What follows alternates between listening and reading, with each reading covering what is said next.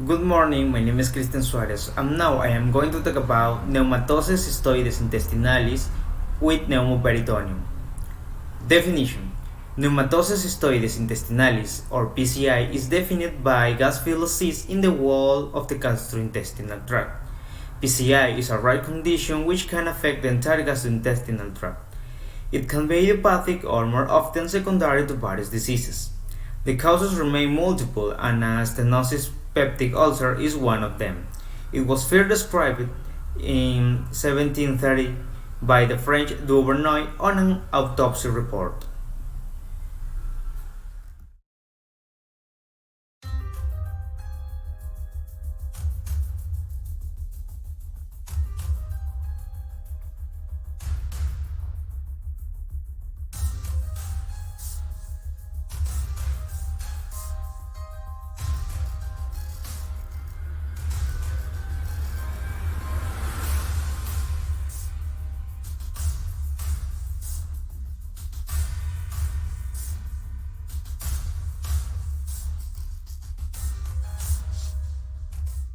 Pneumatosis intestinalis is pneumatosis of an intestine, that is, gas cysts in the bowel wall. As a radiological sign, it is highly suggestive of necrotizing enterocolitis. This is in contrast to gas in the intestinal lumen.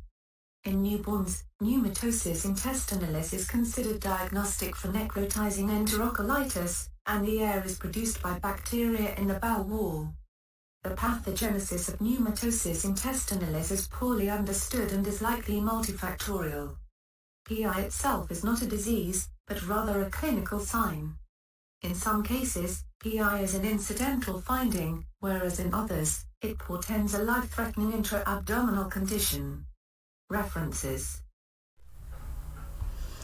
Medical application: Intestinal cystoid pneumatosis is characterized by the presence of gaseous cysts without epithelial lining, with multinucleated giant cells and content of nitrogen, hydrogen, and carbon dioxide.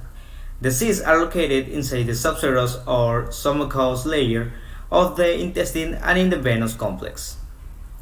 The structures involved are usually the large intestine in 46%, followed by the small intestine in 27%, with less involvement to the stomach, duodenum, mesentery, lymph nodes, omentum, and peritoneum. The incidence of this entity is 0.03%, and it can occur in any age group, more frequently in older people. It is usually asymptomatic, and in cases with symptoms, this makes considered secondary etiology. According to its etiology, Pneumatosis cystoides intestinalis is classified as primary in 15% of cases or secondary in the 85% of cases. Among clinical manifestations are non-specific symptoms such as abdominal pain and distension, diarrhea with mucus, rectal bleeding, constipation, tenesmus, and weight loss. In a lesser percentage, around 3%, symptoms dependent on complication develop, such as volvulus, intestinal obstruction, tension, pneumoperitoneum, bleeding, intussusception, and intestinal perforation. Diagnosis is through imaging, and it is decisive in the management due to the significant percentage of unnecessary surgical interventions in 27 in the context of intestinal pneumatosis of benign cause. About treatment, laparotomy is indicated in patients with an acute abdomen that is not medically treatable.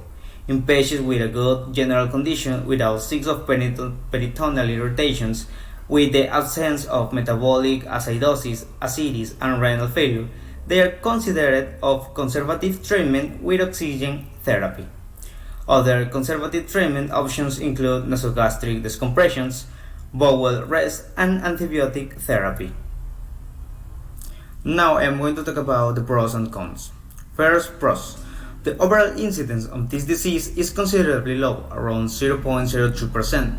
Usually in adults, PCI is a benign disease that returns spontaneously. Patients without evidence of peritonitis can be safely managed conservatively. Cons. Its etiology is not entirely clear, and a single mechanism cannot explain all cases. Its non-specific symptoms can easily lead to a misdiagnosis. and reports of spontaneous healing from PCI have led to difficulties in interpreting the efficacy of various treatments.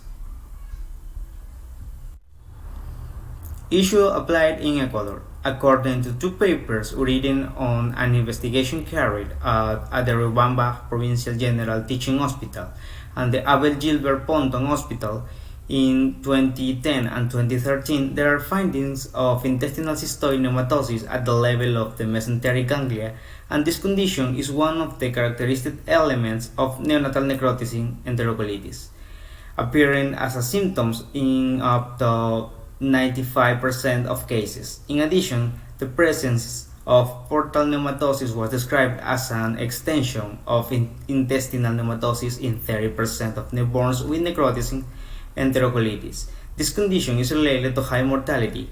It is the pathognomonic sign of necrotic enterocolitis, but it doesn't correlate with the severity of the disease, although it does correlate with its extension.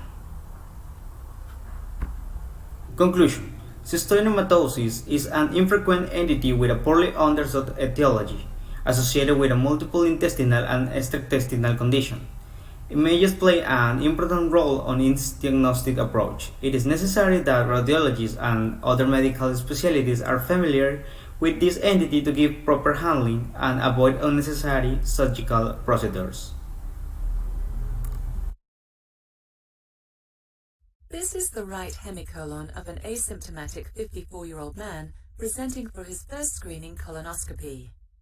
As a surprising incidental finding, we see these bulky cysts within the colonic wall.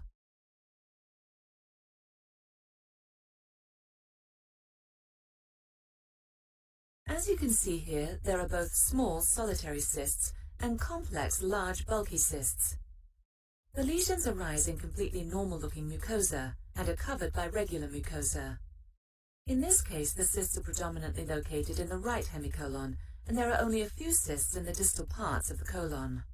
What we see here is the characteristic macroscopic appearance of Pneumatosis cystoides intestinalis within the colon. This is an unusual condition characterized by gas-filled cysts that are located within the serosa or submucosa. Typically, the cysts are surrounded by regular and non-inflamed mucosa. This feature is very important because it allows clear differentiation from the linear form of pneumatosis that is the result of bacterial invasion of the colon wall in necrotizing colitis. This is a completely different, life-threatening scenario.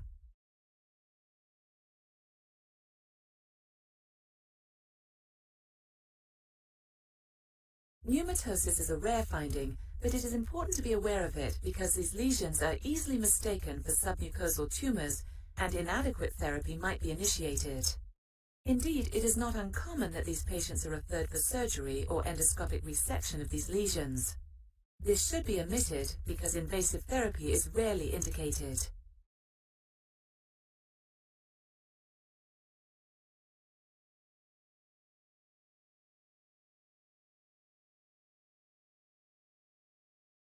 How can we prove that indeed these lesions are filled with gas? To prove it, the cysts are punctured with an injection needle and the air is aspirated.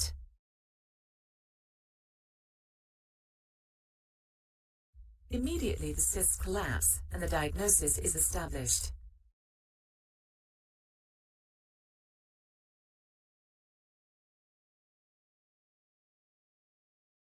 In asymptomatic cases like this, no therapy for Pneumatosis cystoides intestinalis is required.